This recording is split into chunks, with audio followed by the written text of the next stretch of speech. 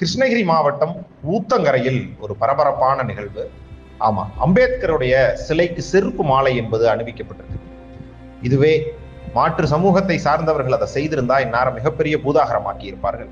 ஆனா கொங்குவேளாள கவுண்டர் சமூகத்தை சார்ந்தவர்கள் தான் அதை செஞ்சாங்கிற மாதிரி காட்டுறதுக்காக ஒரு குறிப்பிட்ட சமூகத்தை சார்ந்த அதே ஆதிதிராவிடர் வகுப்பை சார்ந்த ஒரு நபர் இந்த மாதிரியான ஒரு அசிங்கமான வேலையை செய்யறான். இதன் மூலமாக அமைதியாக வாழ்ந்துட்டு இருக்கிற சமூகங்களிடையே மிகப்பெரிய பிரச்சனையை ஏற்படுத்த வேண்டும் என்பதுதான் இந்த நாய்களினுடைய எண்ணமாக இருக்கு.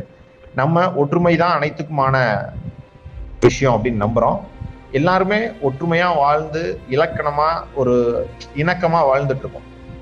அப்படிப்பட்ட சூழல்ல இந்த மாதிரியான ஒரு சில தப்பான நபர்கள் செய்யக்கூடிய விஷயம் என்பது மிகப்பெரிய சமூக பதற்றத்தை ஏற்படுத்தக்கூடிய சூழல் உருவாகுது. திருப்பத்தூர் போன்ற பகுதிகளில் ஆல்ரெடி குறும்பேரி போன்ற பகுதிகளில் பிரதானமாக கொங்குவேளாள கவுண்டர் சமூகங்கள் வாழ்ந்தாலும் அங்க மிகப்பெரிய கலவரங்கள் எல்லாம் உண்டாச்சு. அதன் தொடர்ச்சியா ஊத்தங்கரை பகுதியிலையும் எப்படியாவது பிரச்சனையை உண்டு பண்ணிடணும்னு நினைச்ச இந்த நயவஞ்சகனை காவல்துறை விரைந்து கைது செய்திருக்கிறார்கள்.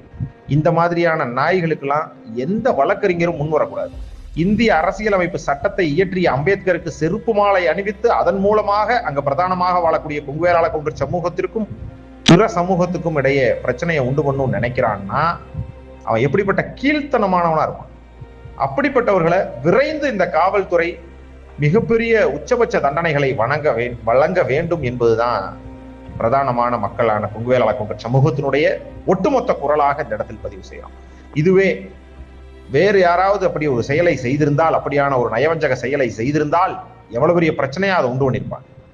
ஆனா அந்த குறிப்பிட்ட நபரே அதை செஞ்சிருக்கிறான், அதே சமூகத்திலிருந்து வந்து அந்த பிரச்சனையை உண்டு பண்ணுங்கிறதுக்காக செஞ்சிருக்கிறான்னா அவன் மீது ஏன் சட்டங்கள், இந்த மீடியா எதுவுமே அந்த விஷயத்தை பத்தி பேசாம இருக்கிறாங்க? சட்டம் நீதித்துறையும் ஏன் வாய் மூடி வாய் புத்தி நிக்குது?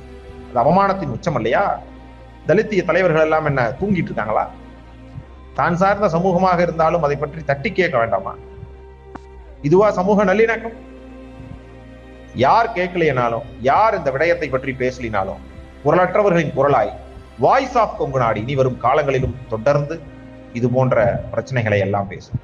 அந்த நாயினுடைய புகைப்படத்தை முன்பே நாம் பகிர்ந்திருந்தோம். இது மாதிரியான நாய்களை எல்லாம் எங்க பார்த்தாலும் நீங்க உங்களுடைய காலணியை எடுத்து வெளுத்து வாங்கலாம், எந்த தப்பும் கிடையாது.